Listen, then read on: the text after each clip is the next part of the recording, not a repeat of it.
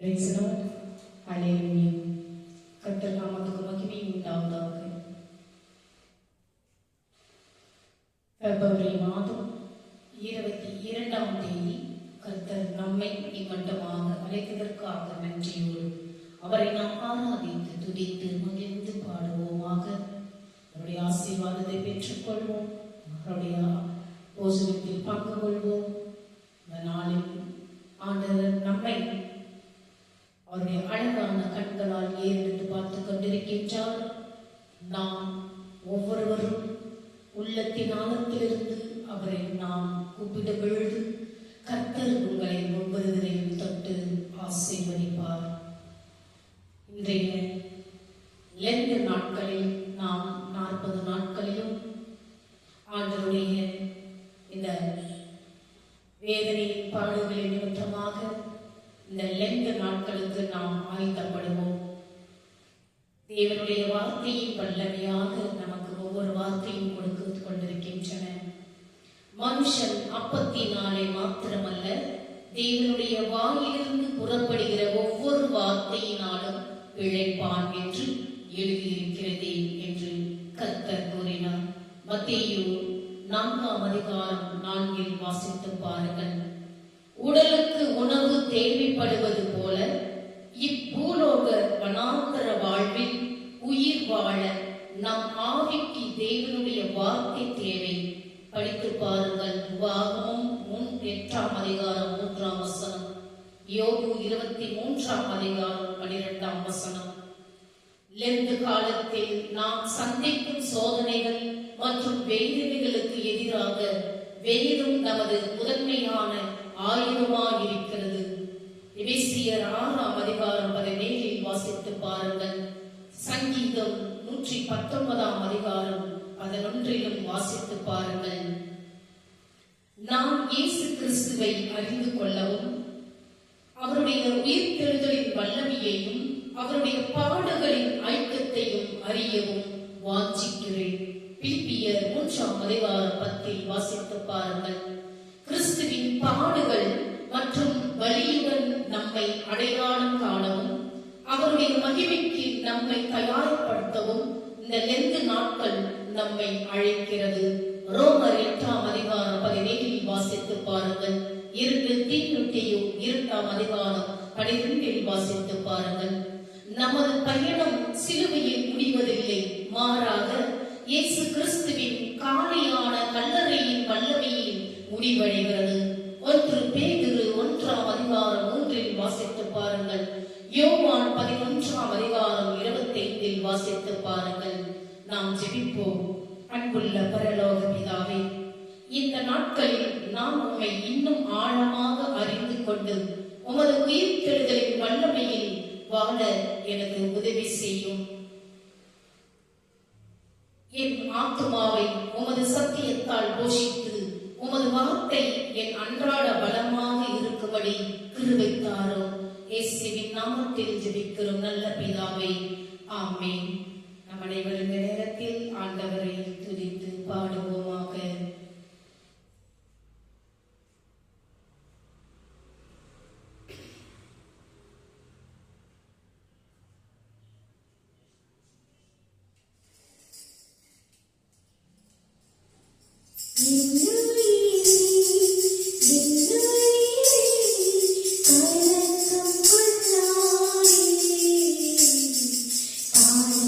Now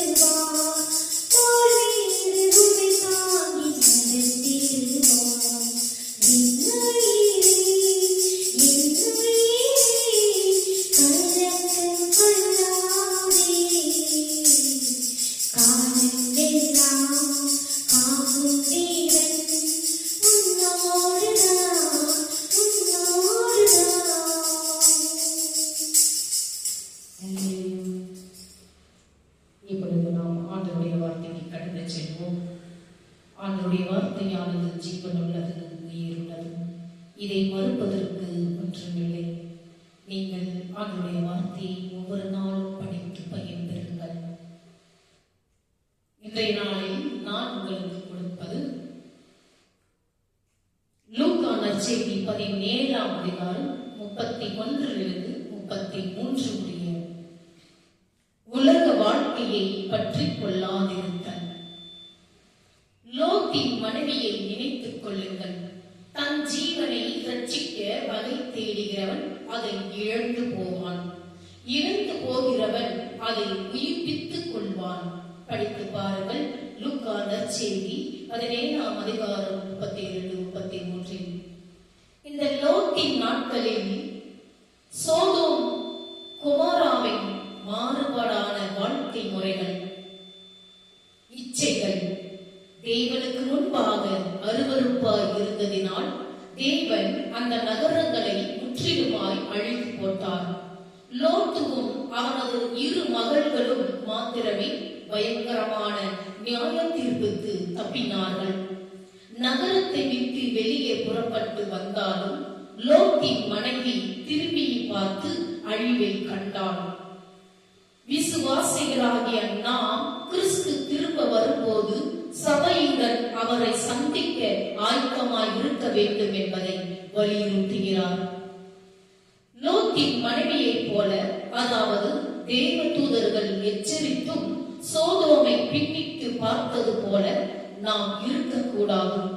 உலக பற்றுகளை விட விசுவாசத்திற்கும் கீழ்ப்படிதலுக்கும் முன்னுரை அளிப்பது அவசியம்.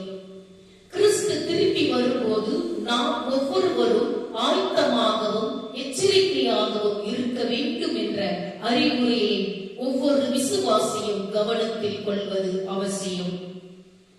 லோத்தின் மனைவி தேவ தூதர்களின் வார்த்தையை கேட்டு கீழ்ப்படிந்திருந்ததால் அருமையான குடும்பமாய் சேர்ந்து வாழ்ந்திருப்பாள்.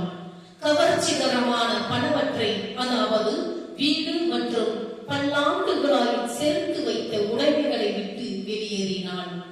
ஆனால் சொந்த பொருட்களை இழக்க மனமற்ற எந்த பெண்ணையும் போல அவள் திரும்பி பார்த்ததால் பயனற்ற உப்புத்தூண் ஆனாள்.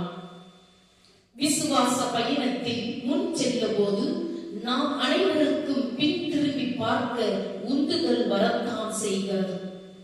உலக உடைமைகளின் மேலுள்ள நாட்டம் அல்லது பற்றுதான் அதற்கு காரணம். சோதனைகள், தடைகள், தோல்விகள், துக்கங்கள் நம்மை துரத்துகின்றன. பழைய வாழ்க்கையில் சிறந்ததென்றே எண்ணமும் வரத்தான் செய்கிறது.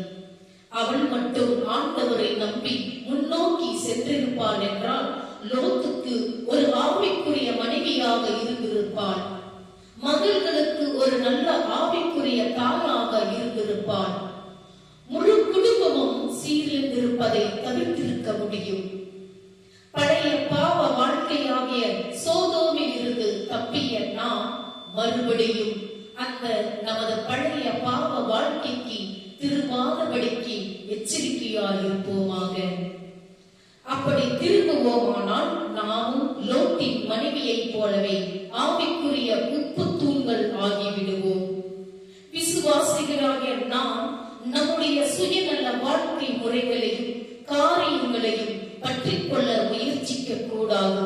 அதாவது இவ்வுலக வாழ்க்கை சிற்றின்பங்களை, பெருமையை, கௌரவத்தை, பெயரை, புகழை, உடைமைகளை காத்துக் கொள்ள வேண்டும் என்பதற்காக கிறிஸ்துவை மறுதலிக்க கூடாது. மறுதலிப்பவன் தனது ஜீவனை, அதாவது நித்திய ஜீவனை இழந்து போவான். ஆனால் கிறிஸ்துவுக்காக தன் ஜீவனை இழந்து போகிறவன் அதை காத்துக் கொள்வான். படித்து பாருங்கள். லூக்கா நற்செய்தி 17ஆம் அதிகாரம் 33, மார்க்கில் 8ஆம் அதிகாரம் 34-35, யோவான் 12ஆம் அதிகாரம் 15-25 படித்து பாருங்கள். கிறிஸ்துவுக்காகவும் அவரது சுவிசேஷத்திற்காகவும் ஒருவன் தனது ஜீவனை இழப்பது என்றால் ஒருவன் தன்னைத்தான் வெறுத்து தன் சிலுவையை எடுத்துக்கொண்டு சிலுவையை பின்பற்றுவது என்று பொருளாகும். இது ரோமர் 12ஆம் அதிகாரம் 1 நீங்கள் வாசித்து பாருங்கள். ஜீவ பலியை போன்றது. பரலோகத்தில் பொக்கிஷங்களை சேர்க்க தேவன் நமக்கு கொடுக்கும் வாய்ப்புகளை, வசதிகளை பயன்படுத்த வேண்டும். நமது பொருட்கள் உடைமைகளுக்கு முன்னுரிமை அளித்து அல்லது பழைய வாழ்க்கைக்காக ஏங்கி தவிக்க கூடாது. உலக பராமரிப்பையும் பாதுகாப்பையும் விட தேவனையே சார்ந்து வாழ்வதற்கான நேரம் உடனடியான மற்றும் இறுதியான ஒன்றாக காணப்படுகிறது. கிறிஸ்துவின் வருகை திடீரெனவும் ஆச்சரியமாகவும் இருக்கும், எதிர்பாராத விதமாகவும் நிகழும். அது விரைவில் நடக்கும். எதிர்பார்த்து நாம் அனைவரும் ஜீவிப்போம். தேவனுக்கு மகிமை உண்டாவதாக. நேரத்தில் நம் அனைவரும் காணிக்கை பாடலை பாடி துதிப்போமாக.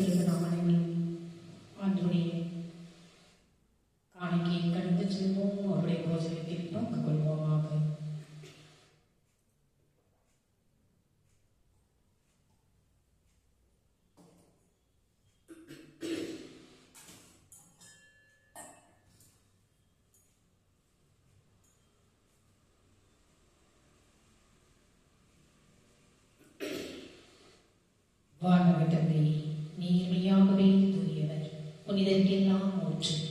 ஆகவே உம்முடைய தூய ஆவியை பொறுத்து இக்காணிக்கைகளை புனிதப்படுத்த வேண்டும் என உம்மை மன்றாடுகிறோம். இவ்வாறு எங்கள் ஆண்டவர் இயேசு கிறிஸ்துவின் உடலும் இரத்தமுமாக எங்களுக்கு இவை மாறுவனவாக. அவர் தாம் பாடுபடுவதற்கு முந்தின நாள் வணக்கத்துக்குரிய தம் திருக்கைகளில் அப்பத்தை எடுத்து வானோக்கி கண்களை உயர்த்தி, எல்லாம் வல்ல இறைவன் தன் தந்தையுமாகிய உமக்கு நன்றி செலுத்தி வாழ்த்துரைத்து அப்பத்தை விட்டு தம் சீடர்களுக்கு அளித்து அவர் கூறியதாவது: அனைவரும் இதை வாங்கி உண்ணுங்கள், ஏனெனில் இது உங்களுக்காக கையளிக்கப்படும் என் உடல் என்றார்.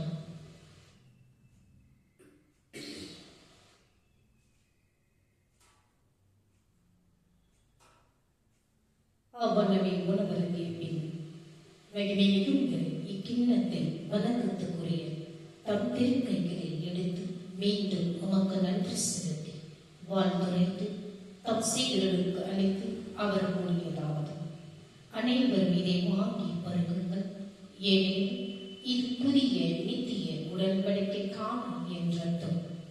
இது பாவ மன்னிப்புக்கென்று உங்களுக்காகவும் எல்லாருக்காகவும் சிந்தப்படும். இதை என் நினைவாக செய்யுங்கள் என்றார். நாம் அனைவரும் ஒருமனப்பட்டு ஆண்டுடைய போஜனத்தில் பங்கு கொள்வோமாக.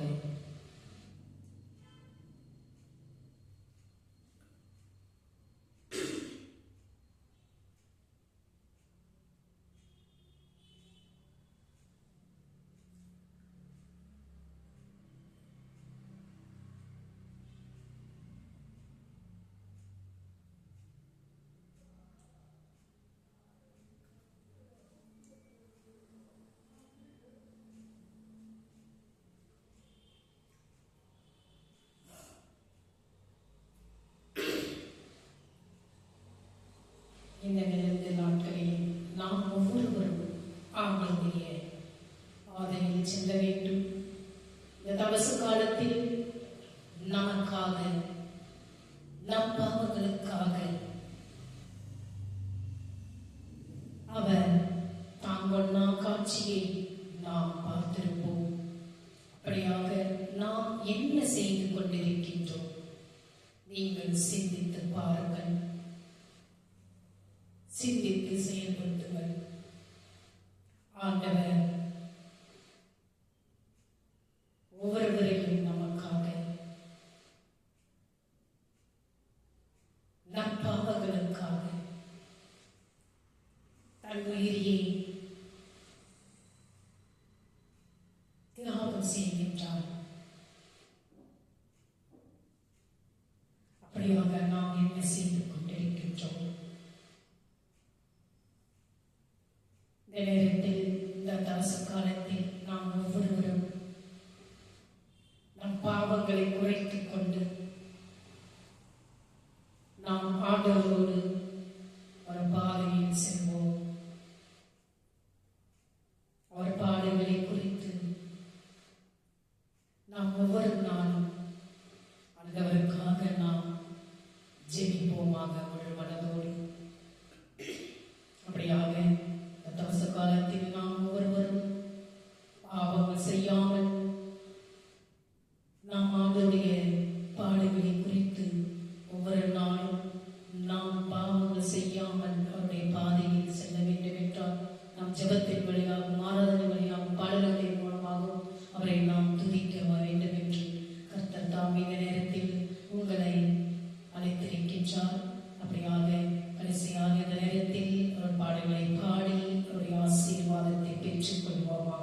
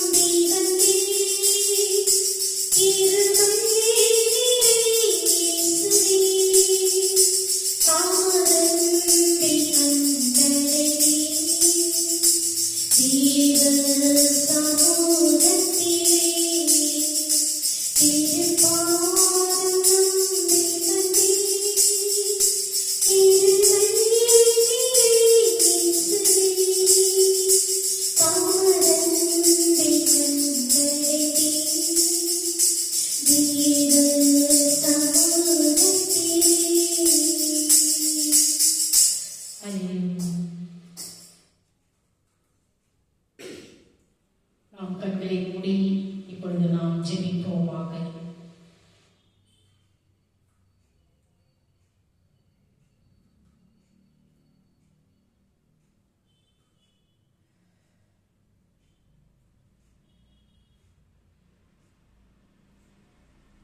பரமபிதாவே, நாங்கள் உம்மை போற்றுகிறோம், உம்மை வணங்குகிறோம். நீர் இருக்கிறவராகவே இருப்பதாக சொல்கிறீர். நீர் என்ன செய்வீர் என்று சொல்வதையே நீர் செய்வீர். நீர் எப்போதும் எங்களுக்கு இருந்தவராகவே இருப்பீர். இயேசுவே, எங்கள் நம்பிக்கை உம்மில் மட்டுமே இருக்கிறது. எங்கள் பலம் உமது வல்லமை மிக்க நாமத்தில் இருக்கிறது. இயேசுவே, நீர் மாறாதவர்.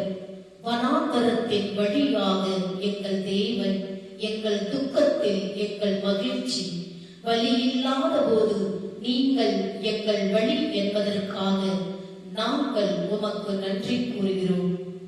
கர்த்தாவே, எங்கள் முன்னுரிமைகளை தற்காலிகமான பூமிக்குரிய கவலைகளில் இருந்து நித்தமும் ஆவிக்குரியதுமான மதிப்புகளுக்கு மாற்ற எங்களுக்கு உதவும்.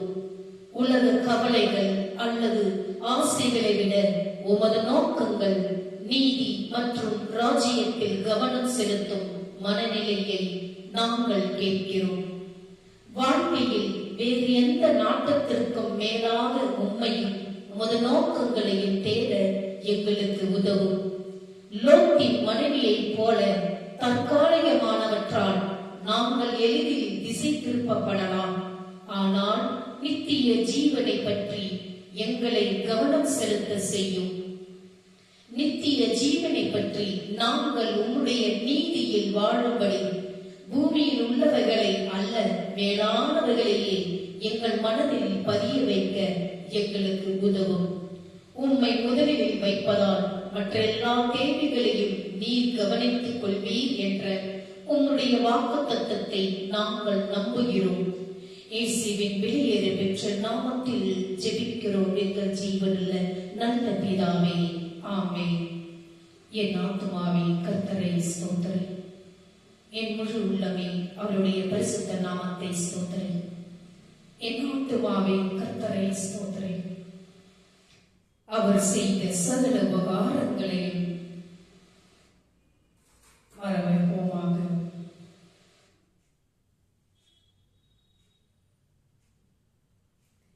நாம் அனைவரும் கண்களை மூடி ஆண்டவருடைய ஆசீர்வாதத்தை பெற்றுக் கொள்வோமாக.